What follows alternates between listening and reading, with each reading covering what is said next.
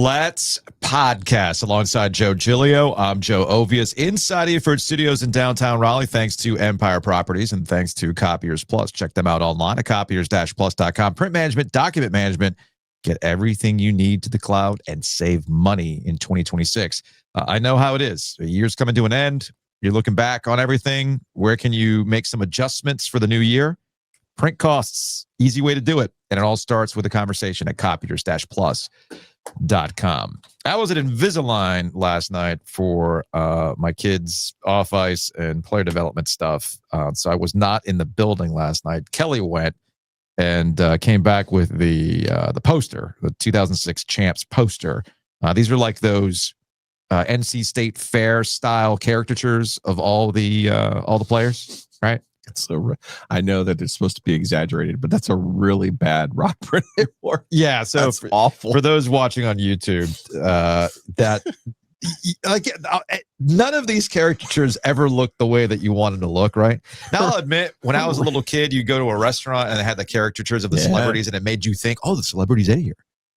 Which, by the way, outside of Emilio's, does like anybody do that anymore? Like put up the pictures, put stuff on the wall, the people who ate there one time. Like that C-list guy from The Sopranos at your favorite Italian joint showed up that one time. Remember, like, you know what I'm talking about, right? Big Pussy showed up, right? You know who showed up last night? Big Bussy. That's who showed up last night for the Carolina Hurricanes. So the celebration was not spoiled. The Carolina Hurricanes got the win over Columbus last night. I have a couple thoughts here and there, but you were almost right. You were almost right about Jordan Staal. Let's go back to our conversation with Eric Staal last week. If you missed that conversation, I highly recommend you go back to our YouTube and our podcast and go look up our Eric Staal conversation. We spent about 30 minutes with him covering a whole lot of ground. It was a really, really fun conversation. And you brought this up with Eric Staal being back in the building, how things might look. Takes notes. Make sure to take Jordan Staal for a hat trick. On 12-9. Yeah. Because every time they honor you, Jordan has a big game. Jordan's usually gets well, he's been pretty good all year this year offensively. I mean, he's good all around normally, but offensively he's been pretty good this year. But yeah, he likes to crank it up a little bit more when you know, mom and dad or if I'm around. So hopefully he has a big night. Is that to like remind you? I was gonna say, like, what was your reaction last year? They retire your number. This motherfucker has a hat trick. He has like 2 in his career, just so you know. You know what? I maybe it's a little bit of that rivalry, you know, brother rivalry. We grew up together and playing on the outdoor rink. We played mini sticks. We played, you name whatever we did, we played and competed. So maybe it was a little bit like, hey, big bro, I still can do this thing, and I'm pretty good. So take a look. But I enjoy it. It's always fun. It's always fun to see you know, someone born with the same blood perform, and you know, he's a great player. So that was Eric Staal last week. That was not a hat trick last night. However, we do have a new Jordan Staal fun fact when Eric is in the building. Yeah, listen, Hurricanes, you got to go full NC State on this thing and just honor the 06 team every other week. Eric Staal has to be there every game. I don't know what you're doing at this point, because last year, in the 3 games before they honored Eric Staal, remember, it was like a whole week, put him in the Hall of Fame, they retired his number, like they did this whole thing. The 3 games before they honored Eric Staal, Jordan Staal scored 5 goals in 3 games. That was 40% of his goal production last year in those 3 games. Okay? 5 of his 13 goals on the season came in those 3 games. Now, to Eric's point, Jordan is producing a little bit better this season. He is. But it's now 2 games, 2 goals. That's about 25% of his goal production for the season. However, it's not just goals. They're not just goals. They are power play goals.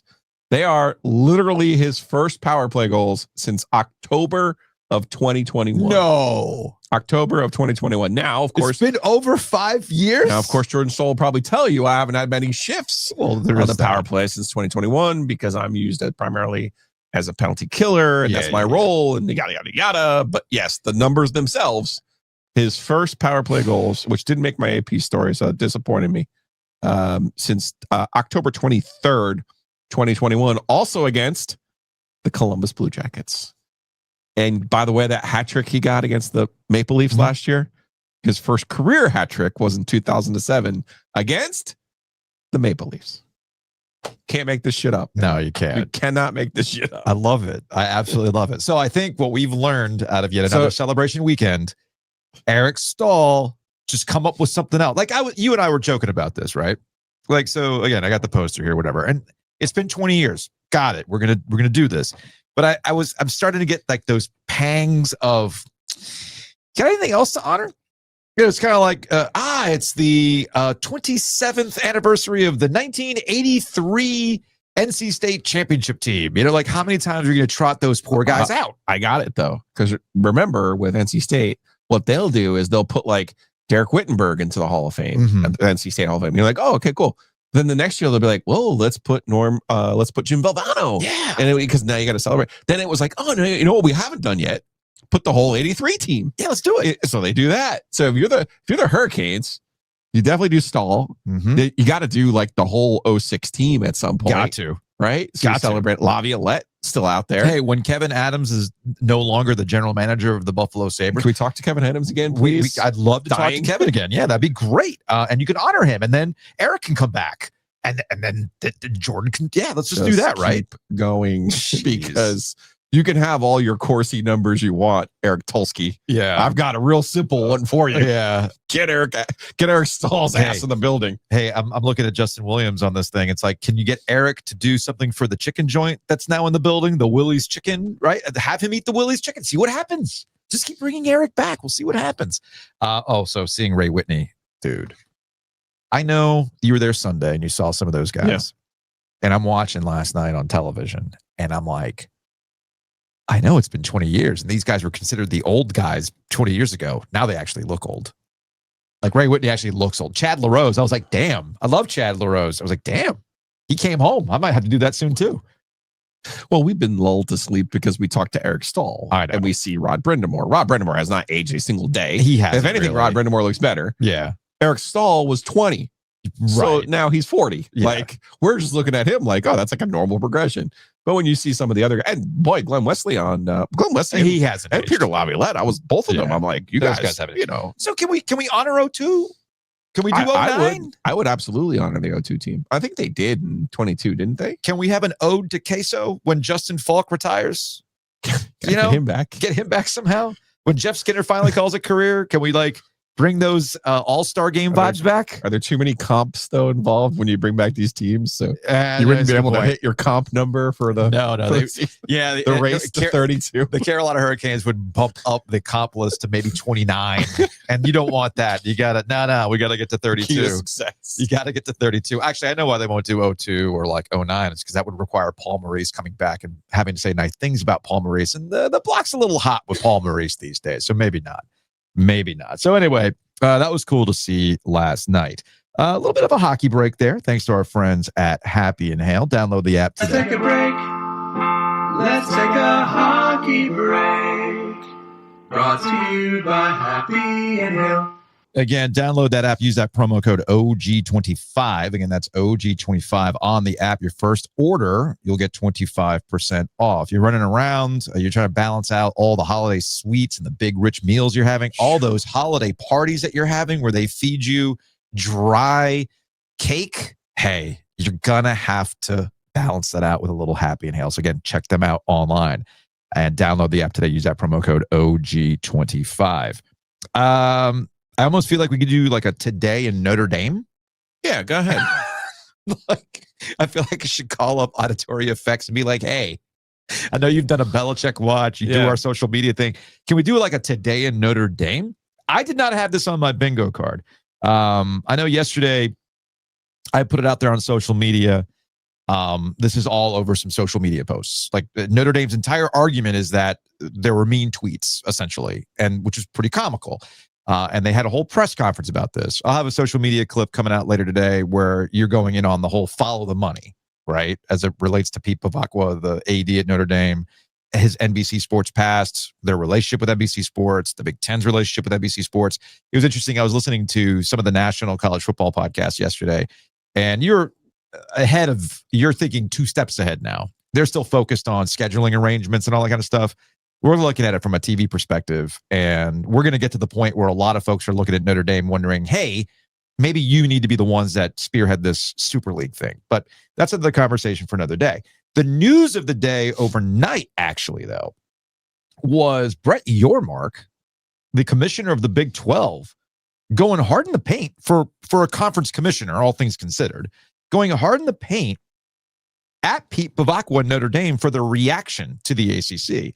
This was at the Sports Business Journal IAF. This is like their big, like one of their big events through the years where they bring a lot of the movers and shakers of the sports media business, commissioners, presidents, et cetera, owners of teams. They come in, they talk about the future of sports, roundtable discussions. And they got to the Notre Dame college football playoff discussion. And here's Brett Yormark coming in the defense of Jim Phillips. I will say this, and I'm a little outspoken about it. I don't like how Notre Dame's reacted to it. So okay, I think Pete's his behavior has been egregious. It's been egregious going after Jim Phillips when they saved Notre Dame during COVID. We all knew, and it was very transparent. Hunter was very transparent about it, the chair, that as Notre Dame and Miami got closer together, head-to-head would be a factor. Okay, BYU lost. They became closer together, head-to-head, and made a difference in that decision. So I think he is totally out of bounds in his approach, and if he was in the room, I'd tell him the same thing. So that was Brett Yormark at a Sports Business Journal event, and you noticed what he said there, and we've been saying it the last couple of days. Don't put this on the television show. Don't put this on the committee of like we felt like the rug was pulled from us. Brett Yormark just laid it out. He was able to interpret what was going on with the committee. Why couldn't Notre Dame? He also echoed one of my points when he said later in that same point, he said, we all signed up for this. We all knew at some point this could happen to us. We all saw, like I said, back in the day, you got in a room, there was 5 of you, you only had 4 spots. Mm-hmm. This time around, you had 12 spots and you knew there was going to be an issue as well. So look, it's how the cookie crumbles sometimes, but that was fairly remarkable to see someone who had no real skin in that particular debate. This just goes back to when certain people or teams or franchises fail, people are there for it. Mm-hmm. And Notre Dame is one of those programs that you look at, and there people all around the country are just waiting to dance at your funeral. I also think there's an element from Yormark's perspective, who I will give him credit. I've made fun of Yormark in the past for how he talks about stuff. But I understand what he's doing. Sure. You have to get the Big 12 noticed, and he's doing it in a way that works for them, right? There are some times where I wish that kind of carnival barker type attitude carried over to the ACC, but that's not how they want to operate. It is what it is. But to your point about Notre Dame, that I also think is a not so subtle way of another stakeholder in the college football playoff telling Notre Dame, how much more do you want us to acquiesce to your needs, right? Like you already have a special arrangement with this conference. We already treat you differently than everybody else. We could easily sit here and tell you, join a conference, right? Join a conference. But we're not. We're gonna let this play out, and we'll kind of give you what you want, and then we'll go from there. So it didn't work out. It didn't work out the way you wanted it to work out this year. Too freaking bad. You know what I didn't notice from Brett Yormark? Hey, he said BYU lost, and it created the situation. He didn't go, BYU lost. Why aren't we getting the same treatment that Alabama got for losing in their conference game? Because he understands there's context to this stuff. There's differences. There's subtle differences between what Alabama did this year versus what BYU did this year. And Texas Tech is off into the college football playoff. Speaking of Texas Tech, you sent this to me. This is from Thad Wells. I have no idea who Thad Wells is. Well, you've talked a lot about alignment and how if you want to be good in college football, you need investment. And I would take it another step because Carolina has alignment. Carolina has investment. But they had who knows who, Michael Lombardi, picking players with his typewriter and the Morse code system or whatever he was doing. Mm-hmm. That is not what happened at Texas Tech. Again, apologies. I do not know who Thad Wells is. 5-time head football coach, Power 4 assistant, state champ. Okay, cool. He's followed by Bryn Renner. Love to see that. Haven't talked to Bryn in a hot minute. Texas Tech just won the Big 12. They're sitting at number 4 in the country. Here is their billionaire investor walking through the blueprint for how they bought their way into the national spotlight. This is the new college football. So everything started changing in like the summer of 2021. It became a place where there were no rules. You could kind of do whatever you wanted to do. And so what we identified was that there was this gap period, and for a period of time, we were going to be able to pay NIL with basically no rules. And so we essentially decided to take advantage of that little window. Several boosters and donors who were interested in supporting, and we said, look, guys, this is our, one big opportunity that we're going to have to lean in on this, and maybe the best one we ever have. We can get as much money front loaded as possible, and then we can also utilize promises of revenue share in addition to that. And so we can go out and acquire as much talent as we want. And so from there, basically went to Coach McGuire and his staff and said, look, guys, here's the opportunity. Here's what we think we need to do. You guys basically tell us what it's going to cost, and we're going to backstop it. And so that's what we executed on. We brought in an analytics consultant to help with that. And then we just use old-fashioned coach evaluations of film. And then when the portal opened, I was just shocked, like at every position of need, because we hit it so fast and so aggressive. We were able to communicate exactly what the players are getting and exactly when they're going to get it to all their families and to them. We were able to actually get commitments from every one of our top prospects in each position, like within just a few days of the portal opening. Now, it also meant we were going to spend a lot more money than I really anticipated on spending initially, but we were here for it. And again, thought it was a sort of a generational opportunity for us. So they had a plan. They had a bunch of money. They communicated with the coach. They went out and got a bunch of players, and look where they are. Ole Miss did the same thing, by the way, with Lane Kiffin. They put an apparatus in place. As the joke has been made. This is not the first time the joke has been made. I'm just kind of relaying it in this conversation where Ole Miss was already comfortable paying players. So now they just legitimize the business, if you will, right? And if you're Texas Tech and you know what this is your opportunity, let's just go ahead and do it. But it doesn't always work out that way. For instance, I saw this story about Troy Aikman. He was on with The Athletic, Richard Deitch's media podcast. And it was a larger conversation about other things with Monday Night Football and whatnot.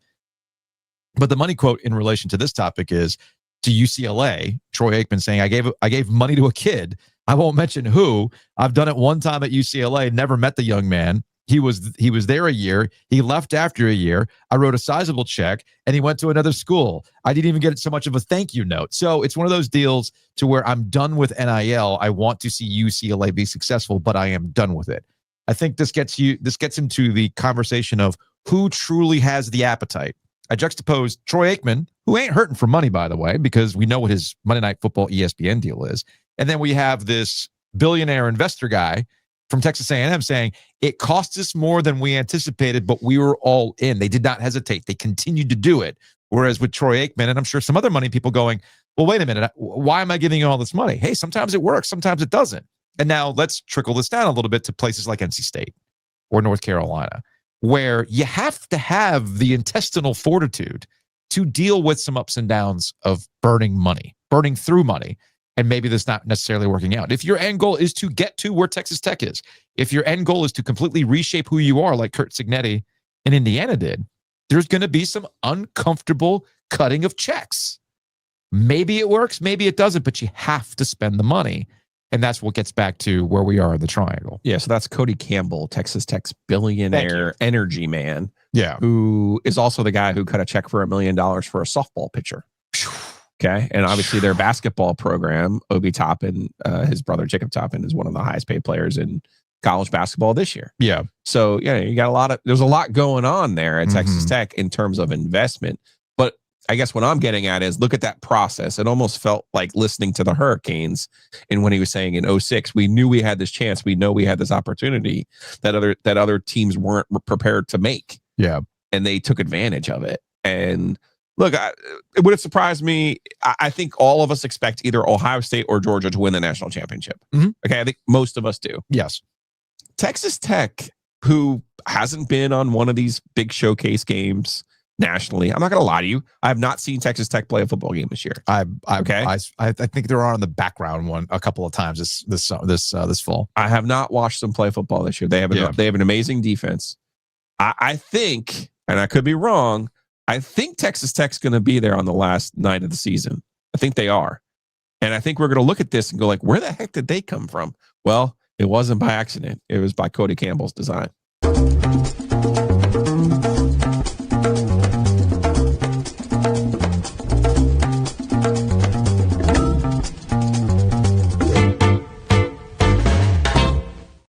Now, speaking of bowl games, I'm on the DraftKings Sportsbook app right now. NC State currently, as of today, We ain't betting on bowl games. for the Gasparilla Bowl. Oh, we are. There ain't no chance. You're going to get me to bet on a bowl game. In fact, when I say lines are subject to change, lines and odds are subject to change. Earlier this morning, when I looked at the Gasparilla Bowl between NC State and Memphis, it was 6.5 points for NC State, 6.5 point favorite. I just logged back in for their December 19th. I mean, come on, man. It's the appetizer for the college football playoff, right? It's now moved to 5.5, Joe. 5.5. I cannot advocate for anyone responsibly to gamble on bowl games. Now, I can't do it. Now, about the playoff, you want to take a future? Now, here we are. Texas Tech. I think Texas Tech's 10-1, 9-1. I mean, that's. Now, here's the thing about the college football playoff. Looking at now, this is the one that everybody's mad about. Oregon, James Madison. In a college football playoff and the Tulane game. In a college football playoff game, Oregon is a 21.5 point favorite over James Madison. I've seen some Duke fans say, hey, look, it's fine. It is what it is. We're not in the college football playoff. Totally understand we lost 5 times. But you're telling me that if the roles were reversed, Duke versus Oregon, it wouldn't be technically a better game? I mean, I see your vision. I see the vision. Well, I would say this to you. Dan Lanning has proven the one thing he's really good at is beating bad teams. Well, that'll happen. When they play real teams, then that's when they have problems. Ole Miss is a 17.5 point favorite against Tulane. Ole Miss murder balled Tulane earlier in the season. This is actually like the best possible thing that happened to Ole Miss is to play a team that they already know, like, oh, yeah. We wiped the ground with those guys. Texas A&M is a 3.5 point favorite against Miami, and Oklahoma. Do you trust like Texas A&M Miami is a classic. Like, here's the coach who's Vibes. the coachiest coach in the history of coaching in Mike Elko, but also it's Texas A&M against the perhaps the worst in-game coach that you could possibly have and still be successful. Yeah, and have the record that he does. Yeah.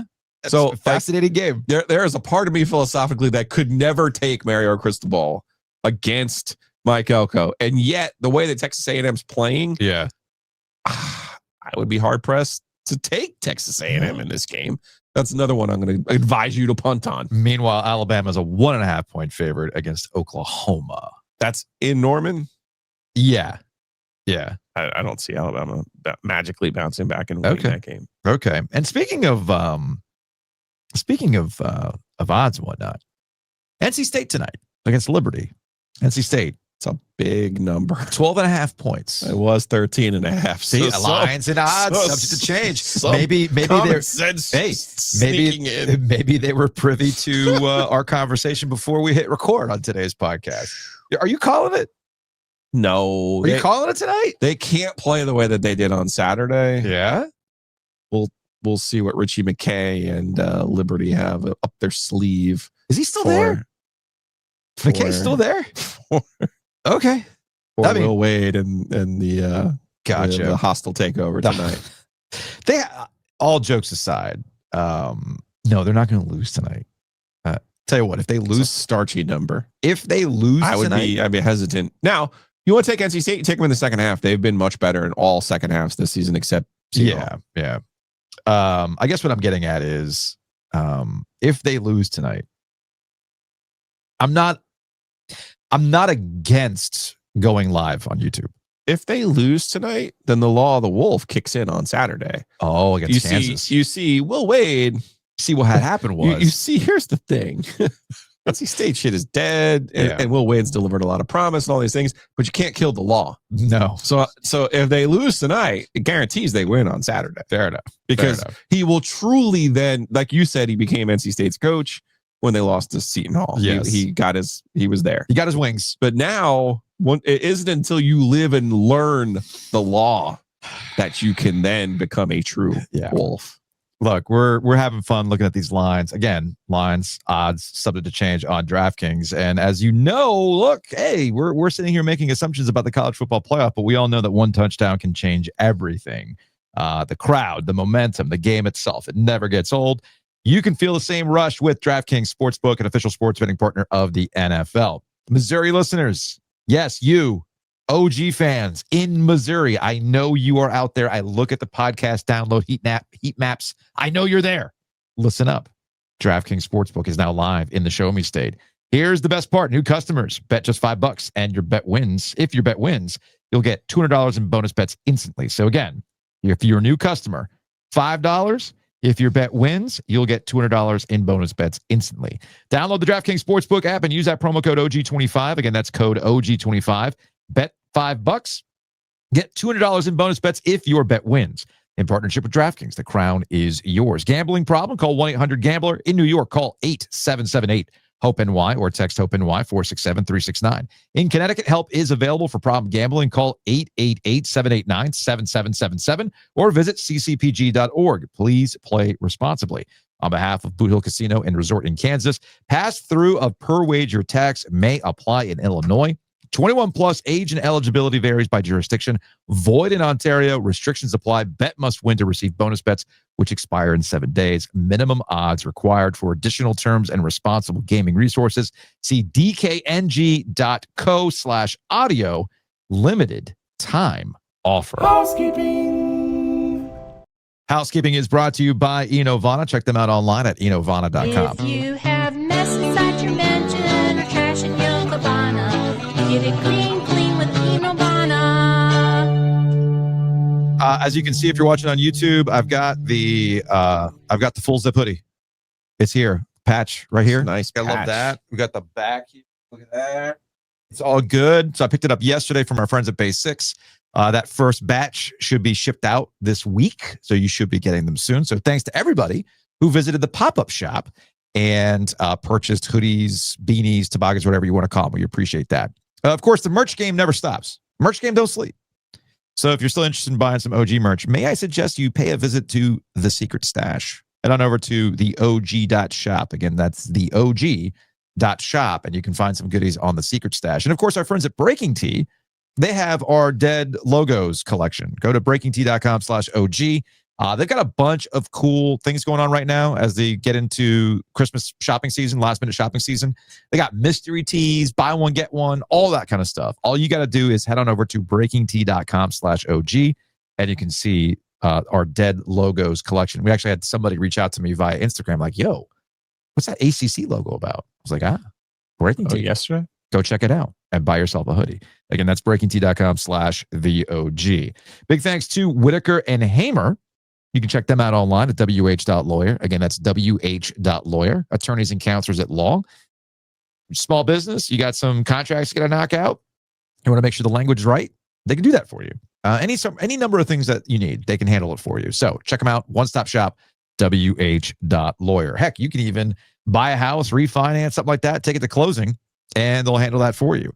Speaking of buying a house, check out Hometown Realty, myhtr.com. Again, that's myhtr.com. I've said this before, and even I'm confused by it from time to time. I'll see houses on the market for months driving around my neighborhood thinking, right, what's going on here? Are they priced too high? Is the market soft? I got questions. You might have the same kind of questions. Maybe you've been thinking about buying a house and you're like, what's the best? Is it a buyer's market or not, right? Ask those questions with our friends at Hometown Realty. Check them out online at myhtr.com. And of course, our friends at Two Roosters. You can check them out online at tworoosters.com. I had that chocolate peppermint bark crack. It's really good. I had the reindeer tracks. Caleb was all in on that. That pint did not survive the night. Okay. Did not survive. Fluff another cookie. And I believe today's it.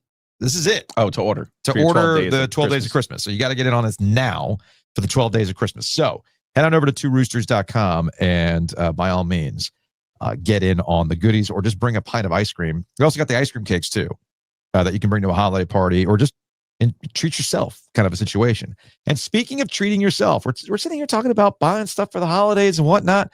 You're looking for a difficult person in your life to shop for. You can't go wrong with Roback. The polos are on point. The sweatpants, people are swearing by them, right? I got this base layer shirt here and it's super, super comfortable that I'm wearing under the hoodie. What are you laughing at? Oh, Well, pretty soon, Jay is going to give us an evaluation of our expenditures. Those are marketing expenses, Joe. This year for 2025. It's going to make me laugh to see. This shirt is a marketing expense. No, I know, but it's going to make me laugh that if the most hardened of anti-golf wear people, you outspent you. No, just like has embraced all of the amazing other things items that they have. It's truly like his heart grew, however many sizes. It's a Christmas miracle. It really, really is. So if we can convert Joe Ovies into a rowback dedicated customer, all you got to do is try it on and wear it for yourself, and you'll see. I agree. I'm telling you, you'll see. So go to rowback.com. Use that promo code OG20.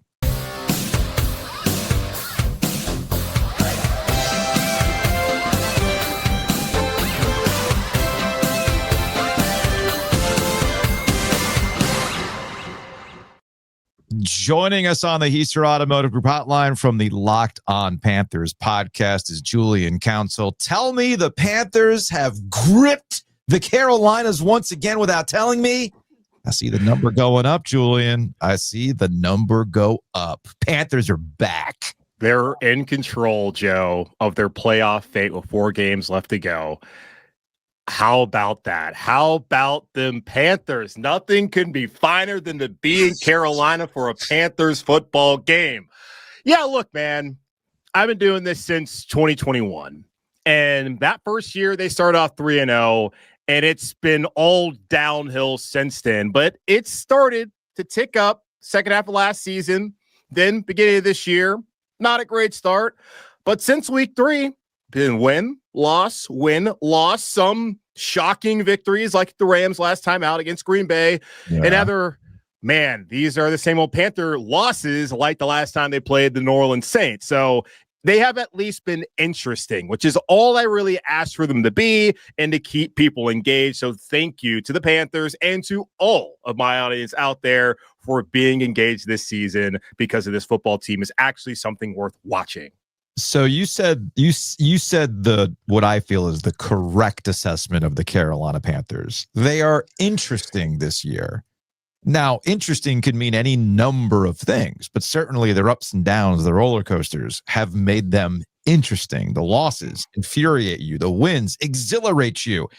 And you're like, they're in control. Oh my goodness. The Buccaneers are doing us a favor, right? And yet, I was reading the Washington Post this morning. Neil Payne's got his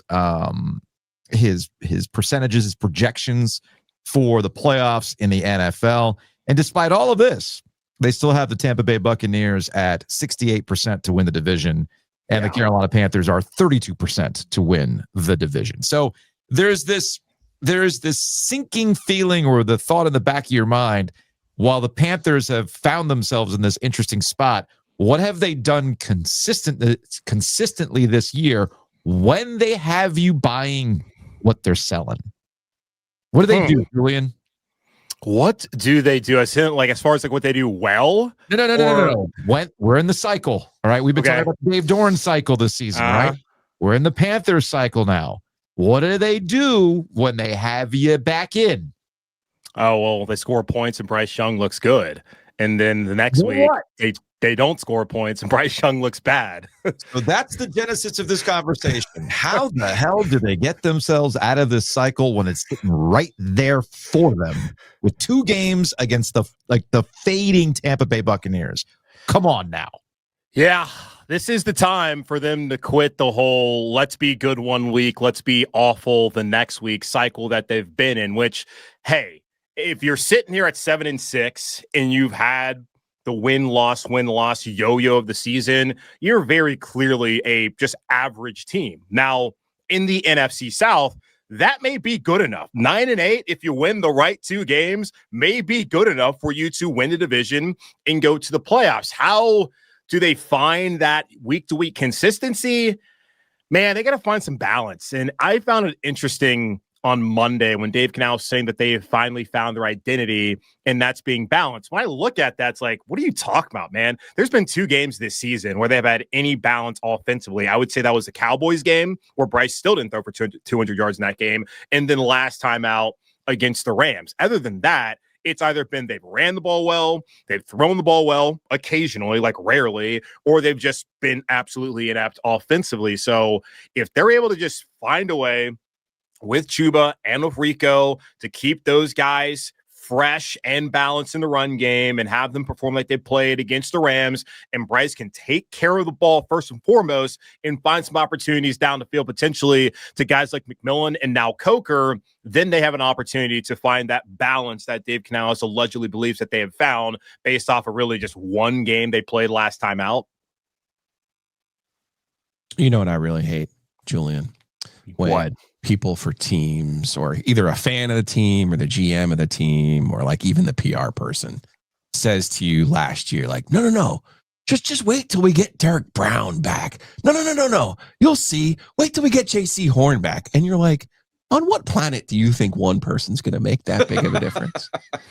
And sure as shit, man, those 2 guys who they've been waiting forever to be healthy at the same time and play at the same time. And I know JC's missed some games, but those 2 guys, they're first round picks under our guy Matt Rule. They're actually coming through and carrying this thing, because I'll be honest with you, I thought their defense was going to be in serious trouble again this year. It didn't seem like any kind of massive upgrade other than no, just wait. And the defensive coordinator was on the hot seat, and they kept the same coordinator. I legitimately thought he'd be fired by now. At the way things were going. It's really remarkable the way that Brown and Horn have really changed the entire, outlook of that defense. Yeah, and that's actually a good point you bring up there, Joe, because here's the thing.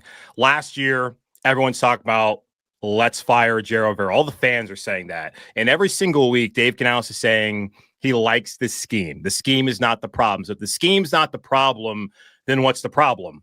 The personnel. And who did you not have for 15 games last season? And even in that week 1, I don't know when the meniscus tear occurred, but it happened in that game. And Derek Brown played the entirety of that game. So you never had a healthy Derek Brown. And that's a problem, obviously, for a defense that gave up 3,000 rushing yards, had the most points allowed in the history of the National Football League. So, yes, it was reasonable to ask, how can you coordinate historically the worst scoring defense and keep your job? Well, Dave said because it's not the scheme, it's we didn't have Derek Brown, guys, and the guys backing him up outside of Ashawn Robinson weren't good. So It's not just bringing back Derek, it's also bringing in Turk Wharton and Bobby Brown III to where you have 4 guys who are legitimate defensive tackles. One of them, one of the best in the league. Another in Ashawn Robinson, pretty solid starter. The other 2 guys, been good rotational starters as well. So I think that's obviously important. And then JC Horn, the last couple of weeks, he's been a ball hawk. Yeah. He has 5 interceptions this year. He had 5 total in his career heading into the season. So having those 2 guys who they have invested in the last 2 off seasons, paying him as one of the highest paid players at each of their positions, that's key. That with all the decisions that they made about moving on from McCaffrey, moving on from Moore, trading away Brian Burns, that they have kept 2 guys be cornerstones on the side of the ball that they've really needed most at points in times. So yeah, those, you got your best players have to be your best players. And that has absolutely been the case for this defense, where I still look at it, they don't have a pass rush. I still question just the overall talent level at safety. And I mean, your linebackers aren't really good either. So there's plenty of questions when you have Brown and Horn playing at the level they're playing at. That can kind of mask some things that you have other places on that defense that are kind of inefficiencies. But show me any NFL turnaround, and I will directly point to your picks in the 3rd, 4th, and 5th round. Yeah. Every single team that goes from wherever to whatever, it always includes good picks in 3, 4, and 5. Lathan Ransom, to me, you said you have questions at safety. I know he started the season under looking shaky or whatever, but last couple of games, he's looked really, really good, particularly against the Rams, who in my opinion are the best team in the NFL. He looked really, really good in that game. Yeah, no, and the draft class, I think, has actually been rather impressive. If they didn't draft McMillan in the first round, I don't know what they would have at receiver, because Coker missed those 6 games. Leggett, I thought that was a terrible pick from the beginning, and he really hasn't done much this season. We'll see how that progresses. Dave Canal says he believes in him. All right. But the second round pick, Nick Scorton, he's also come around recently. I think it's going to take until next year, maybe the year after that, for Ramon Allen to really kind of be that pass rusher you want him to be. He's not really great against the run. And then ETN as a returner has been fun. But yeah, Ransom, he's played well of late. They have guys that have come out there and helped them, and they have a decent amount of rookies. Even Corey Thornton, before he broke his leg on Monday night against the 49ers, he was a guy who stepped in and taken over a role as a starter. So this has actually been a pretty solid draft class, and it's not just the first round pick who's been excellent. It's also those day 2, day 3 guys, like you mentioned, that will be the difference. And I think we'll see moving forward into next year the kind of impact that those guys will have overall. And Trevin Wallace, one of those from last year, being a 3rd round pick who started at linebacker throughout the season. They're going to help this team and get them to where they have not been because of the failures of guys like Dave Gettleman, Marty Herney, and even Scott Fitterer, and their inability to find guys there on day 3, even late day 2 of the draft. Well, trade them away too. Yeah. Just kept trading away. Well, that was to move up and get shitty quarterbacks from Ole Miss. Like, Fitterer's whole thing. Fitterer's whole thing was, we're going to be in on every deal, and that was like the worst thing you could ever say to a fan base, because it gave you the laser eyes Scott Fitterer thing, and it's like, guys, Wheeling, you're not the Rams. You're not in this like window never closes. It's the salary cap isn't real type situation. Although to Joe's point, and as you're discussing Dan Morgan compared to the previous general managers, this is kind of like a 2-parter here. In that we had a Dave Tepper sighting with his daughter, or was that his wife? I think that was his daughter. Yeah, I think so.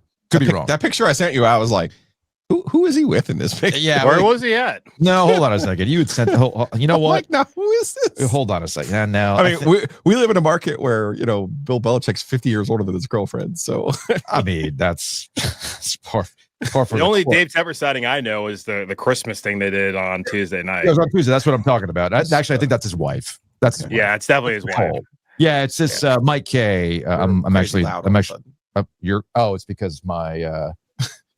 Because of my USB cord, tweak the volume knob. No, so it's this Mike K.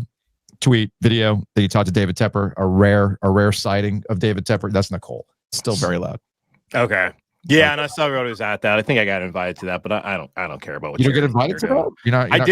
I did, but I'm not going to their charity event on a Tuesday night. Right. I don't care. So the point here is that last week I had asked WFNZ's Walker Mail, hey, is there a direct correlation about the fact that we have not seen David Tepper or heard from David Tepper in a hot minute now? And then he makes his appearance, but again, it's for a charity event, so that makes a lot of sense. So is there, based on, did you just create a curse of David Tepper? Like, is he going to show up and they're going to lose to the Saints? No, it's not so much that. I think this is he'll be there. He'll be there. It's not like he's not. It's not like he's not there. You'll see the. So we need to chart his public appearances and what happens directly after the public appearance. We see him. We'll see him in the locker room for the victory speech stuff that Dave Canales does. Like I said last week, it's very typical owner behavior. Nothing too crazy. He's not. He's not doing Dave Tepper throwing water on somebody type stuff. Is there there's the visual of it, but behind the scenes, based on people you've talked to, has he truly kind of backed off, or is he just doing a better job of not publicly making it seem that he's involved in everything? I think it's more of the latter, because here's the thing. He's always going to be an active participant in what's going on. We saw the whole, the process. I don't know whatever the video they do in the off season. They're in-house Hard Knocks. Yeah. Yeah. And like you saw him in the draft room. He's still going to be there. They're still going to bounce ideas. And of course, Brant Tillis talked about just how valuable of an asset David Tepper is, which I'm not going to disagree that's all normal stuff. That is sure. Normal. Yeah. That is not what I'm getting at. Okay. It feels like with this combination of Dan Morgan, Dave Canales, warts and all. I'm not saying that they're through through the turbulence here. I'm not trying to get at that.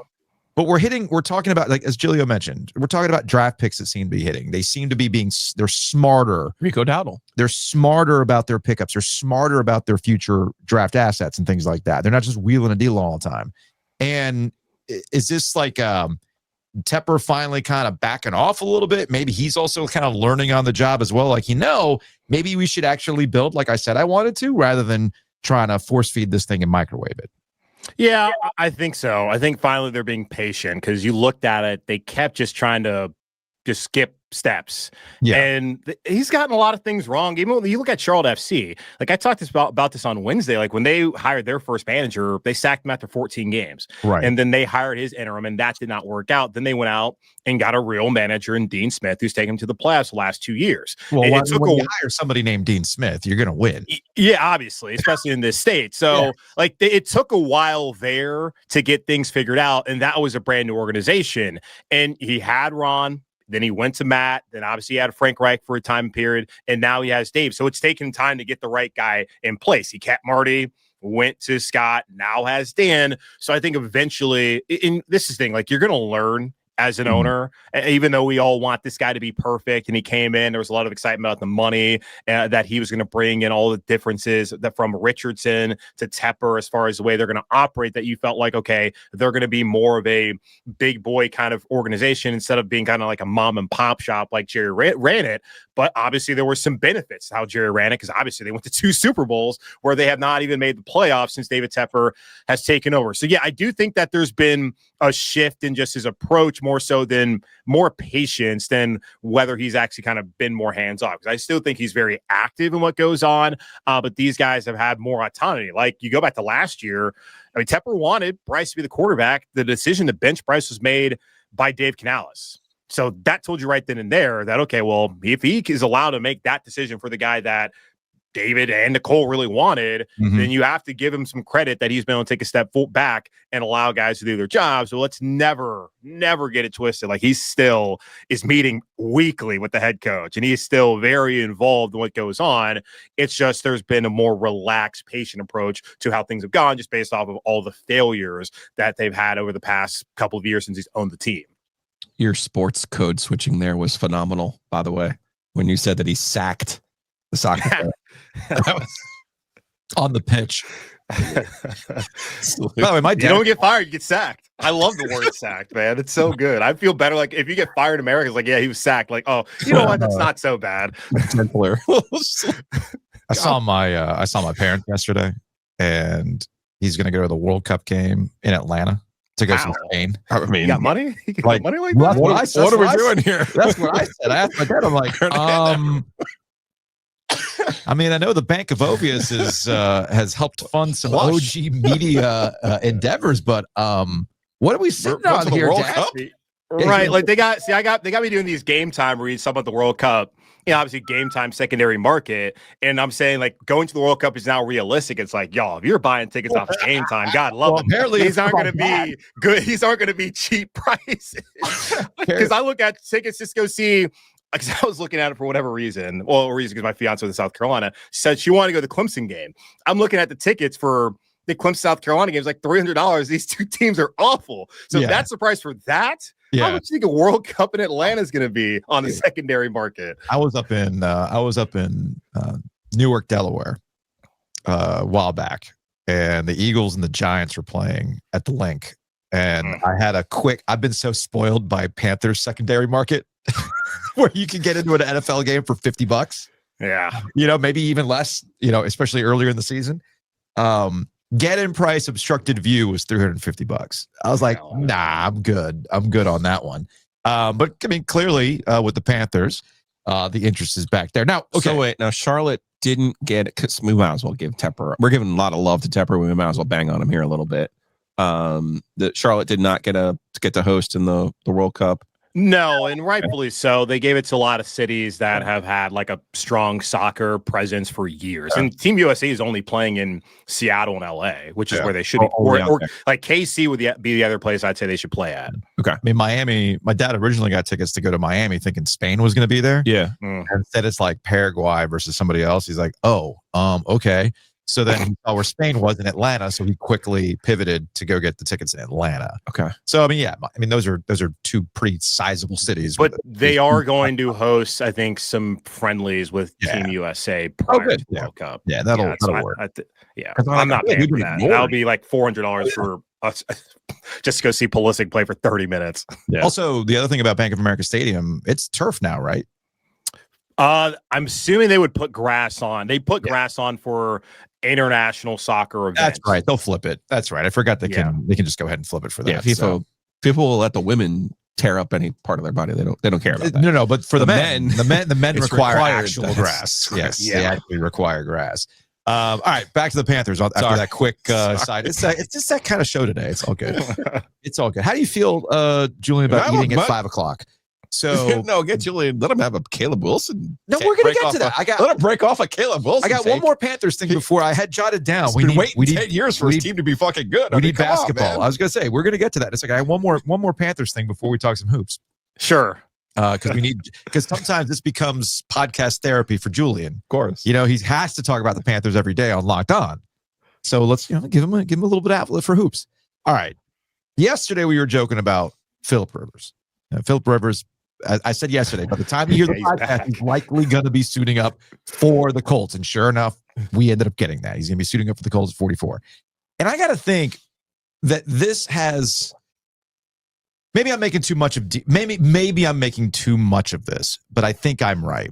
The fact that a 44-year-old Philip Rivers is getting the call over any number of dudes that are on holding the clipboard who are younger is indicative of the quarterback market, just straight up indicative about where we are with the quarterback market. And at first I went, hey, I get it's the off week and you got to talk about something related to the Panthers. And there was a discussion about the 5th-year option for Bryce Young. And also I'm like, why are we talking about this now? Like, let's just let this thing play out the rest of the year.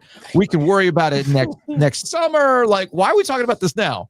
And then Philip Rivers signs with the Colts. And I think to myself, hey, Panthers, just let Bryce Young know the 5th-year option's getting picked up. Hell, let's take it a step further because you save money in the long run when you knock these deals out now. Let's just get this extension over with because holy crap, you look at the free agent market and then you look at the upcoming draft and you're going, say what you want about Bryce, but damn, at least I know what I got with Bryce, right? Yeah. And I've told people this is not a decision that needs to be made until the beginning of May.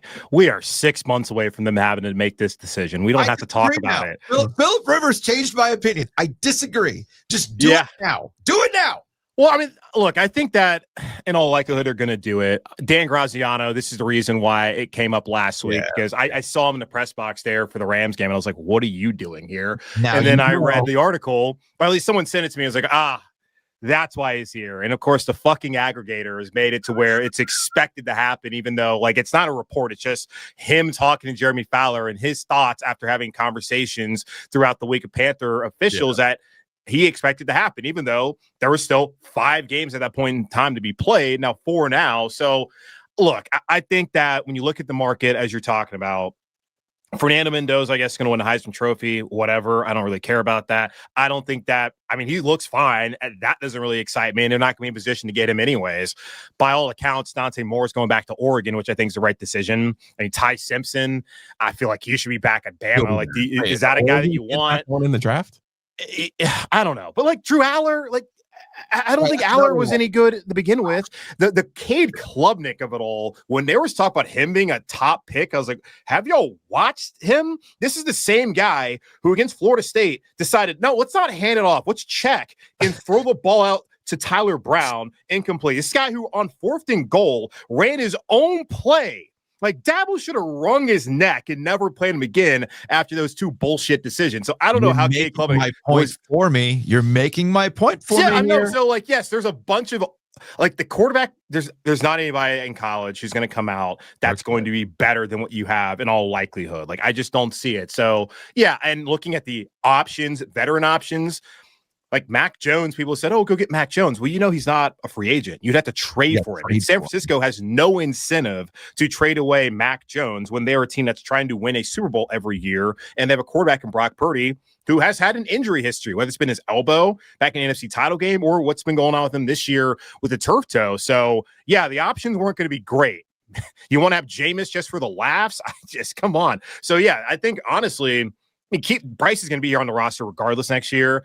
It's just financially, do they want to give him the guaranteed money for 2027, or do they want to just go ahead and get out in front of it and offer him a deal? Now, I don't think Bryce's camp should do that because I think that at the very least, you want to get the 5th-year option and try to carry it along further and force Panthers' hand, especially if the college market keeps looking like it looks right now, where I mean, you're going to have to start developing these guys. They were leaning on a lot of these 6-year, 7th-year upperclassmen who then now have gone and played like Jaden Daniels and Bo Nix and been good. But now it's a bunch of freshmen, sophomore dudes who, hey, college coaches, it's time to coach them again. So we'll see how it plays out. But yeah, I would think that probably going to exercise 5th-year option, and that is likely going to be their best option considering what's not out there. Before we got going, you made a Red Reckoning joke. I mean, Giglio's out here talking about how they could lose tonight against Liberty. All right, so that's they barely beat UNCA, right? You play like you did on Saturday, you're definitely going to lose. It's hostile takeover, man. Hostile takeover. And as you know, nothing happens in a vacuum here in the Triangle. Nothing happens in a vacuum when it comes to ACC hoops around here. So you were kind of like, Kansas is coming to town, right? Kansas is coming to town. Hey, look, is Hubert Davis not done what Carolina fans want already this season? Beating Blue Bloods, man. Well, that's what I want. Now, it depends on who you talk to. Because, look, I care far more about getting wins against Kentucky and against Kansas than getting wins like in previous years against Tennessee. I don't like Tennessee. I don't want to lose to Tennessee basketball, but I would rather them beat like the peers, like those programs. Like, I don't even look at Michigan State as a peer. Like, don't like to lose that game. But I mean, Izzo gets all this talk about January, February, Izzo, April. By the way, guys, Final Four is played in April, and he never wins. It's been 26 years almost since they won a national championship. It's the Big Ten as well. So it's just funny because if you called, if his name was Dean Smith, they would always be like, oh, he doesn't win the big one. It's like, okay, cool. Tom Izzo, great coach, all that, but I don't want to hear it. But yeah, it's been cool to see. I still question how good this team is. The Derek Dixon of it all, the last 2 games is great because Kyan Evans didn't play point guard at Colorado State. They paid him to be a point guard, and obviously that evaluation was wrong. Bessar is awesome. Caleb Wilson looks like a true Carolina player. Been a long time since they had one of those guys.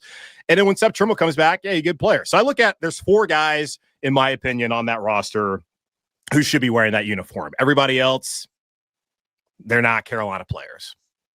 Oh, wow. You just amused Giglio with that one. Come on, man. Because think about it. Like, when I was coming up, think about the guy. Like, there was 07. They had Brandon Wright, Tyler Hansbrough, Wayne Ellington, Ty Lawson, Danny Green. They had like 5 Caleb Wilsons. They have 1. Like, I see 4 Carolina players, and then I see a bunch of just like Jaden Young's not a Carolina player.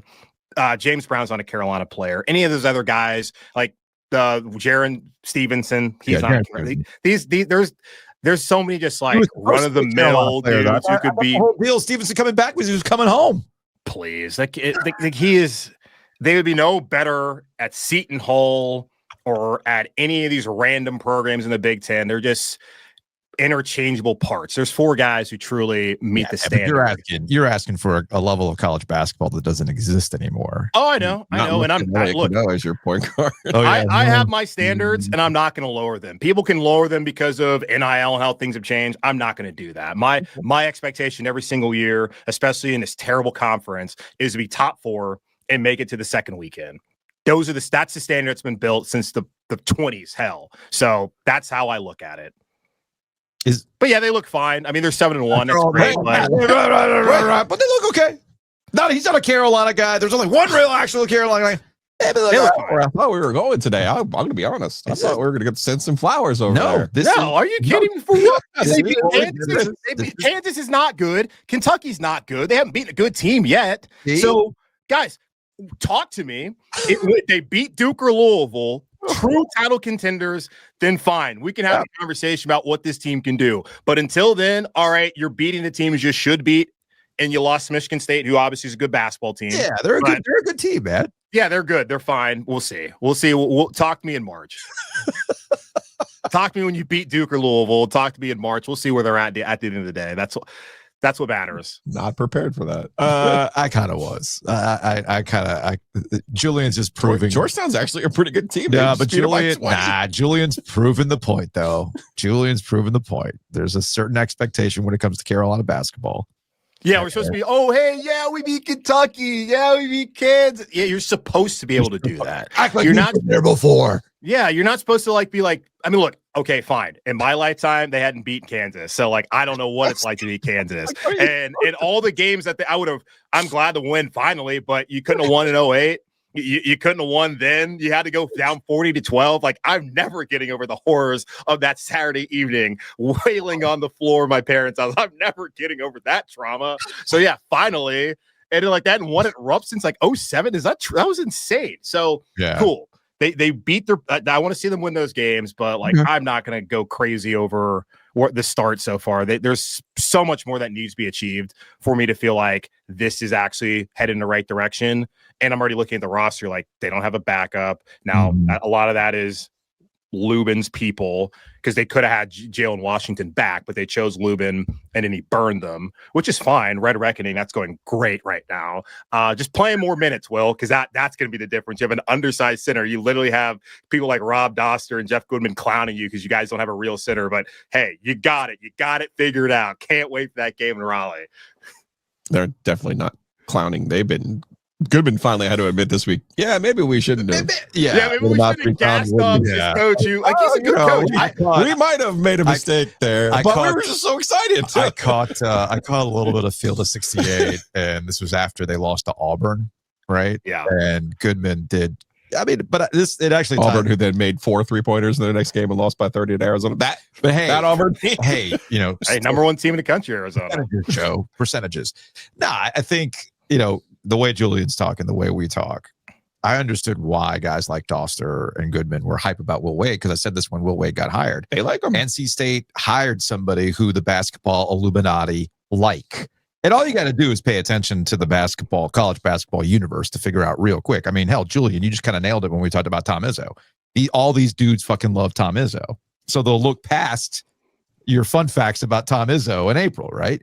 So with NC State, they got it with Will Wade. Here's a guy that everybody loves, but it's a little harder here in the ACC. It's a little bit harder here on Tobacco Road. Sure, yeah. They'll be fine. Fans are going, you're gonna turn Magic into Vanilla Lubin. Got it. That is such a go-to right now. That is the equivalent of bless your heart now. I mean, we're a couple of weeks into the season, and that really is the bless your heart from Carolina fans to NC State. It's like, so. Can you remind me about the Vanilla Lubin minutes again? Okay, gotcha. Thank you. There is just, look, I'm cool with guys getting paid. I'm cool with NIL. It'll always just disgust me to my core when someone decides I'm going to transfer from Ohio State and go to Michigan. Sure. I'm going to transfer from North Carolina, go to NC State. It's just BYU to Utah. If there's the only guardrails I want are you to prevent players from going to your arch rival. That's the only thing I have. Somebody like Vanilla Lubin. I had to pretend that I wanted Josh Harris and the bad safety. I had to pretend I wanted those guys to have success. Shaquille Harris. I had to pretend like I wanted those guys to do well. I didn't want them to do well. I wanted them to fail. Best player on defense last year. Don't care. Wanted him to fail because he's an NC State Wolfpack player. I don't give a crap. I wanted him to lose. I wanted him to not have success. He was making a mockery of that uniform. I have a serious question now that we have your evaluation of Carolina's roster. I'm curious. Yeah. Obviously not resume, but roster. Yeah. Who do you think actually has a better roster? Duke or Carolina? Duke, probably. I mean, I barely watch Duke, to be honest with you. Okay. I mean, obviously the Boozer kid, the tall one's good. The rest of those guys, I don't know. Malik Brown was a problem when Carolina played him last year in large part because they had no bigs. Yep. So I'm sure he's still a problem. But I'm guessing Duke has a better roster because, I mean, Duke typically always has they have more talent. Are you trying to say Carolina having a better roster? Yeah, I mean, when is Carolina's had a better roster than Duke since player. Duke has a better player. Does Carolina have an Isaiah Evans? They have a guy who can shoot that well. He doesn't really play that much, though. I'm saying you just go through 1 through. He said they had 4 legitimate players. Yeah, Carolina. I think Duke has 2, 3, 2.5. Got it. Who are the guys then? Wasn't Evans like MIA against Florida until the end? Together. They have been. Not together. Foster has his moments, including the big shot against Michigan State. Yeah. Right? Oh, he can't play. Also in the Florida game, too. Right. But I'm saying once they put it all together, right now, they really are. They are Danny Manning and the Miracles right now, whether you see it or not. That's who they are right now. They won the national title. Understand the words that are coming out of my mouth. Okay. Danny Manning won a national title at Kansas. I mean, being Danny and the Miracles. If you wanted to talk pound for pound, the difference of roster between Duke this year and last year, I'm here for it. Last year's roster was better than this year's roster. Straight up. Last year's roster was like 99. Right. Correct. So, like, I get that. But the Carolina thing, I think they're just constructed completely differently. They are. But Carolina with the two bigs playing that traditional style. Okay. Depends on what Dixon wants to do, too. But I think you get Trimble back. Okay. All right. Yeah, they'll do damage in this terrible conference. I'm saying he was very harsh on Carolina's roster. Well, because that's what I'm trying to point out is I actually think Carolina. I know what it looks like. I've seen it, and I'm not lowering my standards. People can do that. They can call me a bad fan, whatever. I'm not lowering my standards. If you guys want to accept below the standard what this program is, go ahead, do it. I'm not going to do it. You know, Julian has standards because he's wearing a rowback hoodie. Right. So, you know, I got the rowback. I got underneath this hoodie. So we're good to go here. Julian Council, LockedOn Panthers podcast. Yes, he can talk more. There's no way you're using all this. I absolutely am. What are you talking about? What are you talking about? It's a Wednesday, man. It's just not everybody can podcast on a Wednesday. Oh man, I'm gonna have so many Carolina fans up my ass being like, "Dude, what's your problem?" It's like, no, number one, it's a Wednesday. Number two, if there's one thing I like doing on this podcast, especially when we bring our friends on, these are just the conversations we have. Yeah, you know, if we were hanging out at the Thirsty Beaver, we'd be having this conversation. That's just true. Like this. Just That's like true. this. it's also important to remind me of Carolina Standard. Well, that's important. Julian's very, very good at that. All right, dude. We'll talk to you later. All right.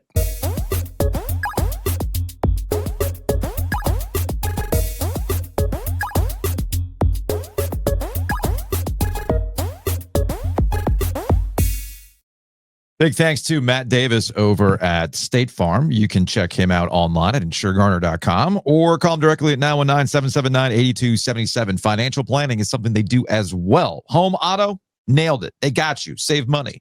But also learn what to do with your money. Plan for once. Like if my kid decides to do travel hockey again, if he makes another team, buddy, I'm going to need to plan because December's hitting me like a ton of bricks. So head on over to insuregarner.com. 919-779-8277. Big thanks to our friends at Color Graphic. You can check them out online and just email them directly, actually. Just email them directly. sales@colorgraphic.com. Tell them we sent you. They sponsor our social media pages. They brought you A Brief History of Triangle Good, which I cannot wait to bring back next summer. We're going to have a lot of fun with that. And in the meantime, you need flags to put outside your business. You need a wrap around your car. You need a sandwich board to put outside your place of business.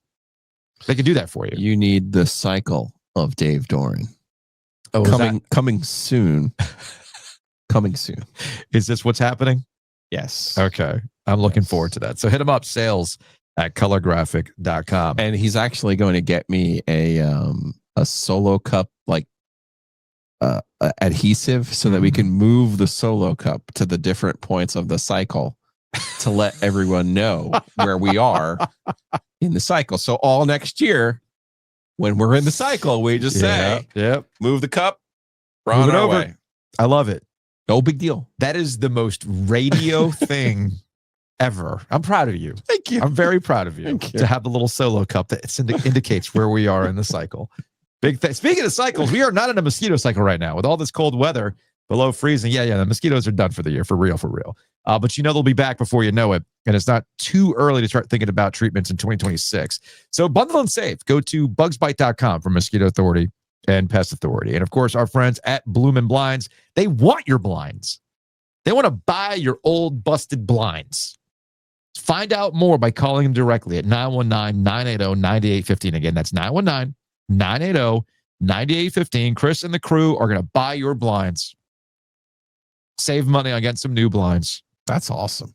Bloom and Blinds. I didn't even know that was a thing. Oh, they're making it a thing. Giglio's social crap.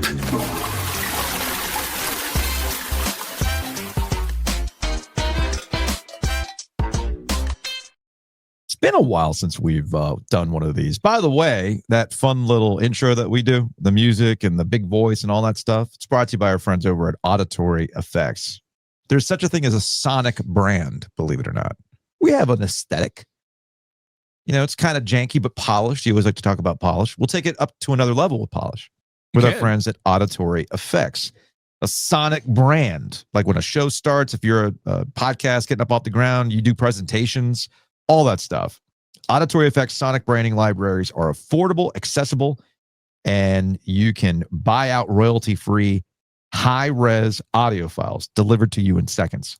And libraries start at just $19 for sound packs. Of course, That's a deal. Ironically, I'm sitting here talking about rights-free stuff, and we're about to dabble into the YouTube gonna flag us territory with our social media. There's a couple winners in here.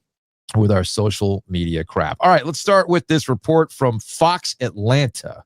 Cool. We're starting with this. This is from 21 hours ago. You think early dinner is just for retirees? Not anymore. 5:30 dinner time is for retirees. Well, think again. Restaurants across the U.S. say the 5 to 5:30 p.m. slot has exploded in popularity, and it's not just seniors filling tables. 53% of Gen Z and 51% of millennials now prefer early bird dinners, often booking there straight after work or squeezing in social plans before bedtime. Some restaurateurs call it the new 8 p.m. Weekend crowds are dropping, early seating is rising, and 5:30 is the hottest table in town. So what do you think? Is 5:30 the new 8 p.m. when it comes to dinner reservations? Let us know. Why are we always skipping over Gen X? Like, I'm right here. I'm 50. This is me. Get on my level, people. 5:30? Oh, that sounds late. 5 is peak. See, six is the earliest for me. 6 is the earliest. I can't. If I eat after 6, it needs to be like a grilled cheese with nothing on it. I guess. We're in the time of the year where my eating patterns are just crap. Yes. Just absolute garbage for a variety of reasons with the schedule, things like that. I think part of it also, you got to remember, I used to do radio until 7 o'clock. Mm-hmm. And I didn't get home until like about 7:30. And then, all right, time to eat, right? So I'm just kind of like, my body was trained to do that sort of stuff. And even when we were done with the show at 6, when you and I were doing it, by the time I got home and cooked, I wasn't eating until like 7 o'clock. So that's like 6, 7. 6, 7. That's like my usual optimal range to start thinking about dinner. 8 o'clock, I think, is too late. That's too late. The whole, like my buddy, masochist. Like I think my buddy Brian, he was very much like that, where he wanted to eat dinner at 8:30. I'm like, you're a sicko. You're an absolute sicko. Now he's gotten older, and saying 7 o'clock. Actually, even my friend Jason's like that too. He'll hit, we're trying to make dinner plans, him and Anita. And it's like, 5:30 doesn't sound so bad. I'm like, okay, no, I'm sorry. So what's driving it then? You like to say, we worry about the youths. Yeah. This is another great example of the youths getting on board. But why do you think, is it, why are the youths into it? I bet you they want to go out. I bet you would. I think they kind of hinted at it without getting too deep into it. Here would be my theory. They talked about happy hours. What usually happens at happy hours? You drink or you get something half price, like a ding, ding, ding, ding, ding, or something ding, like that. ding, ding, ding, ding, ding. So you leave work, but they're making you go back to the office. Yeah. Right. Which is its own separate topic. They're making you go back to the office. And I understand why. There's a whole, like our entire economy is like anchored by you going somewhere for work, going and grabbing lunch somewhere, grabbing dinner on the way home. Like it's all tied to that cycle, right? Speaking of the cycle. So with the economy being crap and things going up in price, you got to imagine that the youths trying to save money are like, well, shit, I'll do half-priced wings on my way home. Yeah. You see what I'm getting at? Yep. So I could see where it's a money-saving tactic. And then when they get home, they get into their sweatpants, hopefully purchased by Roback, and they just start scrolling. They start doing their social media stuff, right? Or they just start watching their favorite streaming show. They get on Netflix, HBO, although that's the same thing now, thanks to the hostile thing that's happening. Oh. So, yeah, there's a whole different story. We might touch on it at OG Business later today. But that would be my theory. People are trying to save money, and then they get home, and they don't want to do anything. Or it's just better for you to eat earlier in the day and give your body a break. Yeah. And get yourself some sleep somehow. Well, you don't start talking about sleep, because your sleeping patterns are atrocious. They are. I mean, you texted me once. You started texting me stuff at like 3 a.m. once. So let's not talk about sleep cycles.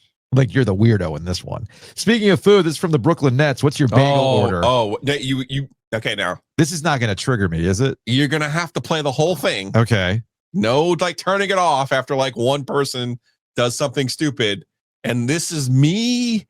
I want you to experience this in real time, and I want to see if you have the same reaction that I did. Because remember, they're in Brooklyn.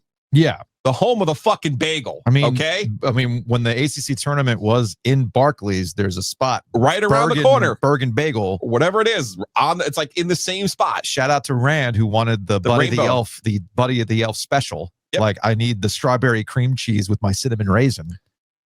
Here we go. Yeah. I just want to see you have the same if you have the same reaction I did. Okay.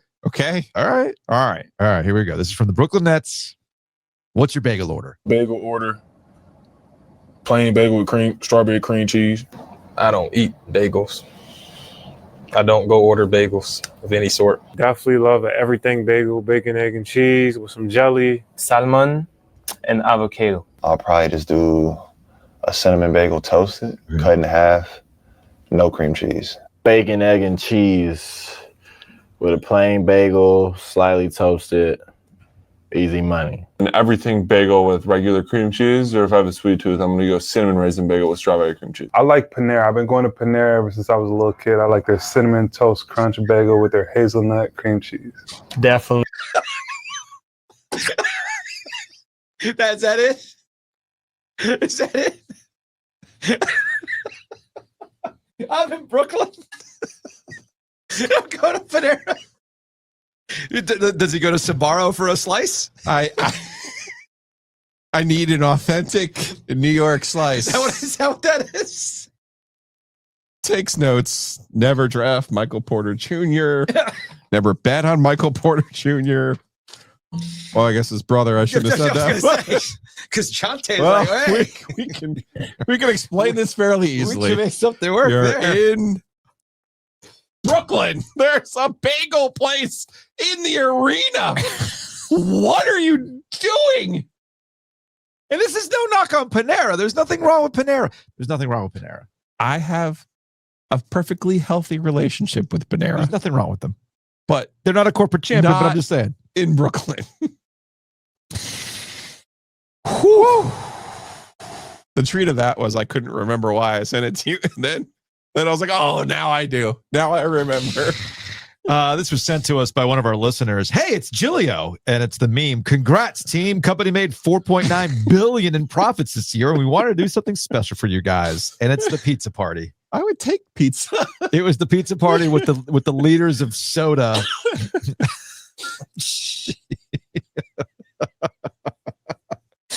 Good work, guys. Here, I have a slice. An authentic slice. Looking back on corporate life, if you will, I see things like this, and I was like, damn, it's like this everywhere, isn't it? It really is like this everywhere. That's why people relate to this. I know, it's really what it is. I see this, and I go, yeah, just what I needed from the company after a great year, a tumbler. How many more tumblers do I need? We got a few of them. So many tumblers. But you know what? This one's special to me because it was given to me by the hockey team. It says Manager Joe on there. Speaking of which, T sent me this meme. Speaking of things that are meant to be triggering, I believe that was supposed to trigger you. This one was sent to us by T, and it says, hockey parents in December, 3 months in, 5 tournaments deep, countless hours on the road, and we're only halfway through the season. What am I going to do, quit? That's not an option. You got to keep on keeping on. Life's a garden, dig it. You make it work for you. You never give up, man. That's my philosophy. Yeah, that's right. It's because December, man. If we shout out to Myrtle Haggard, if I make it through December, man, because the next 2 weeks are going to be a lot of traveling. Charlotte, actually, the last 3 weeks. Charlotte last week, Nashville. I'm going to be on tomorrow's show. Head up to Nashville for a Can-Am tournament. And then we go to Hampton Roads, Virginia area. After that, just before Christmas. Who doesn't want to spend Christmas up in the Virginia Beach area? Good stuff. All right, moving on. Speaking of, what do we got here? Oh, I think these are ones you sent me. and I'm pretty sure this is the algorithm trying to send you a message. Okay. This is me doing dry January. You tried to dry January, did you not? I do it every year. That's right. I guess you do it every year. So this is me going into dry January.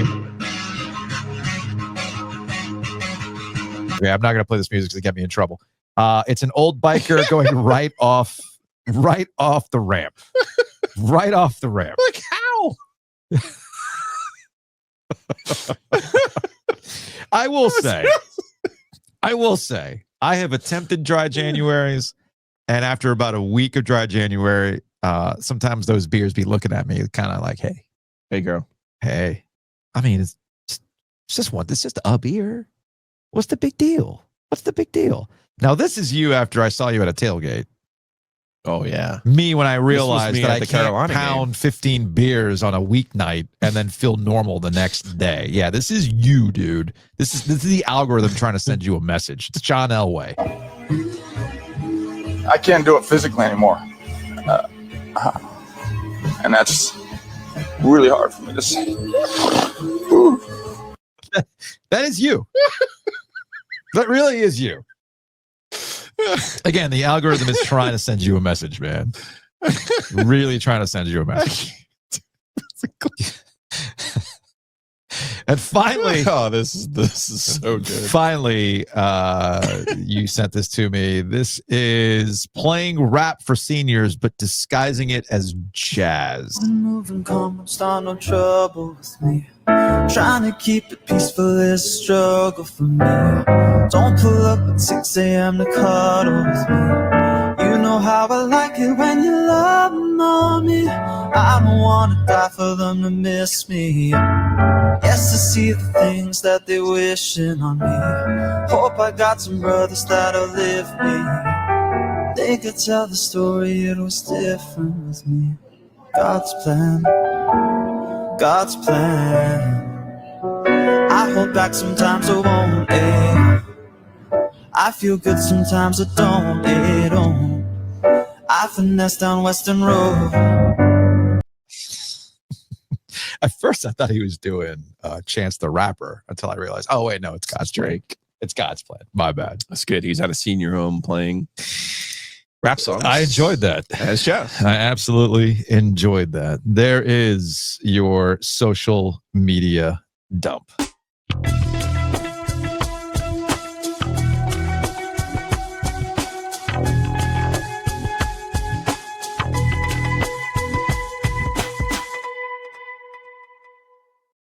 Ladies and gentlemen, it is that time of the year. You are running all over the place. You're invited to holiday parties. You don't know what to bring. We got the answer for you. Just go to the Butcher's Market. Check them out online at thebutchersmarkets.com. Get the ham biscuits. That's the easiest thing to do. You can pick up dips for appetizer purposes. Oh, they had a twisted pretzel braid thing with like a fig something mustard. Oh, like, geez. Yeah, it was really good, actually. They have they got like a buffalo chicken dip that is off the charts. And they have the stuff to go with the dip. Like you need chips, pita, all that kind of stuff. Yeah. They've got it there too. They do. They have everything you need for your holiday party needs. And most importantly, they've got what you need for a quick dinner or a quick lunch. They got the sandwiches, obviously. They got the grab and go meals for one. It's all there at the Butcher's Market. So drop on by. They got great stuff. I've been utilizing it for years on the I just need something easy to pop in the oven kind of night. They've got it. So check out thebutchersmarkets.com. Big thanks to our friends at Brassfield Accounting. It is Chris Brassfield season, ladies and gentlemen. We're here. You need a fractional CFO. You're going to be getting emails, documents sent to you, wrapping up 2025. What do I do with all these things? We know somebody who can help you with these things, especially if you are dabbling in the world of government grants.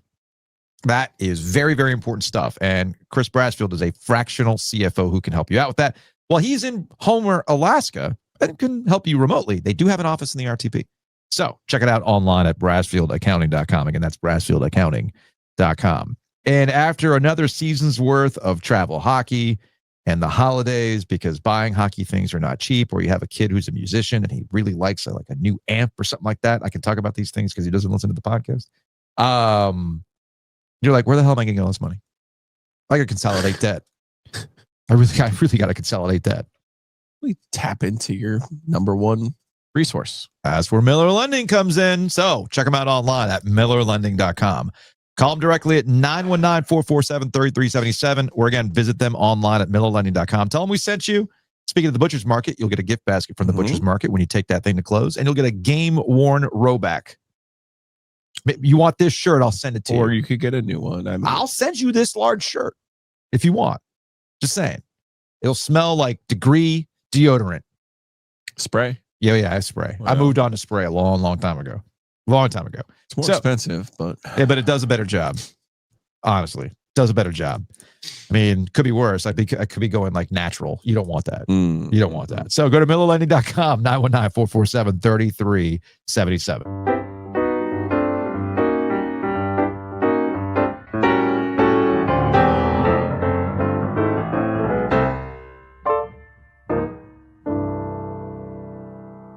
What were you saying? If you want to be able to afford that spray deodorant, yeah, you can refinance. Yeah, there is that.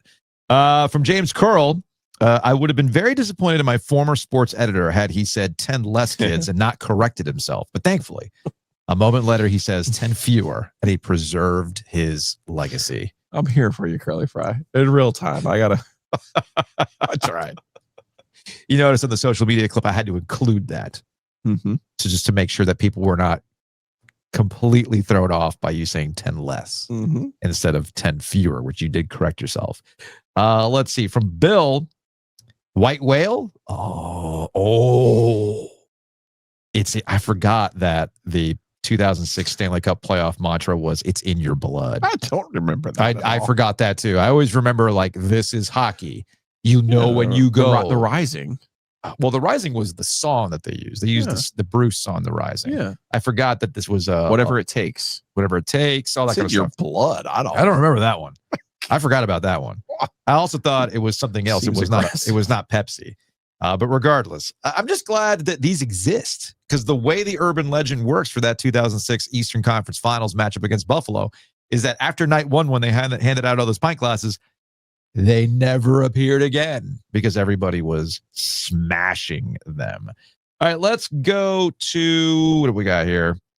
Let's go to some YouTube comments from Courtesy Driver. Courtesy. Mike Bray was the only reason worthwhile to have Notre Dame in the ACC. Great call. You know what, Curtis? Great call. That's a really good call. What has Notre Dame really brought to the table since Mike Bray called it a career? What's going on? Amazing call. From Brant, regarding the super conferences, they sound great, but at some point between Ohio State, Georgia, Oklahoma, Bama, Michigan, Oregon, Texas, someone has to finish seventh because there's no Baylor or Minnesota or Maryland or Boston College or Washington State to hold down the bottoms of those conferences. It's not about how long since the last time Ohio State didn't win their conference or didn't finish in the top three, but when was the last time they finished dead fucking last in a conference? This might actually get us to a follow-up via Blue Sky from Arthur. Hey, Joe, in your opinion, what is UNC's chance of being included in any Super League down the road? I think we just got our answer. Somebody's got to finish last. Maybe that can be you, Carolina. Wonderful brand to be feasted upon. That would make the most amount of sense. Back to the YouTube. Let's see. What do we got here? So we're dropping the mic with the greatest comment of all time, or are you saving that for? I was just, let's close the show with this. There's two of them that got me to think. That got me kind of funny. This is from a YouTube short. This is related to Philip Rivers. From King Slingaling on YouTube. Joe thinking his genetics are remotely close to Rivers is a wild statement. What part of the genetics are we talking about? That he's shooting 100%? Because you're right. I do not have those genetics. You're absolutely right. Who here thinks Rivers would be sore after hanging Christmas lights? Joe looks like a homebrew beer snob that's completely out of shape. Okay, first and foremost. True. Not going to argue that one. Got me there. But you don't make your own beer. No, God, no. That's a fate worse. Hey man, you want to try my IPA? The fuck I do. No. I had a neighbor. True story. I had a neighbor. That motherfucker grew hops on the side of his house. He grew hops. In North Carolina. Yes. He grew hops on the side of his house. And then you said hops to make bottle conditioned IPAs in the crawl space. Can you imagine what that tasted like? I would rather drink a 6-pack of these in one sitting. The Super Bowl 50 10-year-old Bud Lights. I'd rather drink 6 of these in one sitting than smell that IPA. Okay, so no, I'm not going to have your home. What percent do you think? See, that shit had to be like 18%. Some triple IPA, whatever, Imperial, whatever. You might as well just use the hockey socks at that point. Although you're right. It probably would taste better at that point. It would taste like it was disgusting. But I'd just say, yeah, man, I'll try it. Sure. He's a neighbor. He's been gone for years now, but it's whatever. Hell, I don't even know where he is now. Regardless, it's probably for the best. He's probably making IPAs. It's probably working for Wicked Weed now. We just didn't know. Jeez. All right, but hold on. Back to this. Have you never heard of self-deprecating humor? The takeaway from me saying at 46, I'm sore from hanging Christmas lights, and this dude's suiting up at 44, you interpreted that as me as saying that Phillip Rivers and I are the same? That's how you interpreted that? The thing is, King Slicky Leg isn't alone. There were several comments like, psh, what the? Let me put it this way. It explains a lot of what's going on in our country where you cannot take that as for what it was, a joke. And finally, you're right. Let's save the best for last. From John on YouTube. Stop talking about the Canes. No one gives a fuck about NC State football and the bullshit Canes. Just a waste of breath and clicks by me typing this out. Mind you, this is under one of our YouTube videos. And I'm pretty sure John subscribes to the YouTube channel. And I have a question for John. Why are you here? If those are the two things you don't want to hear about, why are you here? Because he really likes jazz covers of Drake. Are you here for Shador Sanders takes? Why are you here, man? You know, I'm in Brooklyn. I'm going to hit up the Panera. Right. When there's this amazing bagel place right there. I went to New York, man. The places, the restaurants were amazing. Oh, where'd you go? Went to the Bubba Gump Shrimp on in Times Square. Really? I'm here on YouTube, and these two guys predominantly talk about NC State and the Carolina Hurricanes. But man, these are two things that I don't care about. You know what I'm going to do? Leave a comment to let them know that I don't care about these two things. I need things like this. Honestly, I'm being serious. I need comments like this to keep me balanced because I was looking at our end of year analytics. I was like, oh man, we're tracking to be up 30% across the board. This is really great. I think we might be clearing 1.5 million downloads this year. Whoa. Okay. So don't take the YouTube number. That's just overall YouTube views, right? Mm-hmm. All across the board. I'm looking specifically at podcasts between audio and the YouTube podcast. I'm like, man, like it's December 10th. We're tracking to maybe hit 1.5. That's shit. That's pretty good. Not much work's going to be done the rest of this December, though. There is that. Yeah. There is that. I mean, I think we're bumping up to it. So I was like, oh, I feel good. Yeah, this is good. People liking what we're doing. I feel it in my blood. I get comments like that. I need that. Yeah, I need that. It's important. It's balance. It's balance. Anyway, that's going to wrap it up for today's show. You be fine without me? Are we starting to put together the best of tomorrow? Or you got other things going on? You want to do that next week? Oh, I can. Yeah. Well, when are you leaving? Oh, not till like 5:00. Oh, okay. I just can't do a live show. Yeah. Okay. Or do you want to be live to tape tomorrow? Or do you have plans for tomorrow? No, I think I got We're having a meeting. Are we having a meeting at the end of the show? We are. We're having a meeting. Where's the pizza? I believe I have Hayes Permar lined up and James Giglio. Oh, well, then you're going 3 hours tomorrow. Are you sure you want to? Are you sure you want? You got to save yourself. We'll start working on the best stuff next week. Okay. Because there's no effing way you're going to survive 3 hours with Hayes. 3? Yeah, you guys are going 3 hours tomorrow. He's going to go on some weird, Raleigh Little Theater. As my brother points out, there will be some race relations involved. You got a lot to get into. You got a lot to get into with Hayes. You know? Oh, you could get into the Rialto. Should this be a Christmas movie I show or not? Like, it's Gremlins a Christmas movie? What is the Mount Rushmore of not Christmas movies? Perfect. Radio that thing up. Radio that thing up. I already got 2, Die Hard and Gremlins. Movies that happen to take place during Christmas. All right. Yeah. Those are 2 on the Mount Rushmore. Christmas movies or movies that happen during Christmas. There's a subtle difference. I mean, you got to go 3 hours on that. You can go Broadway on you. Good stuff. All right. See y'all later. I'll see y'all Monday. Hopefully we'll come back with some more medals. Oh.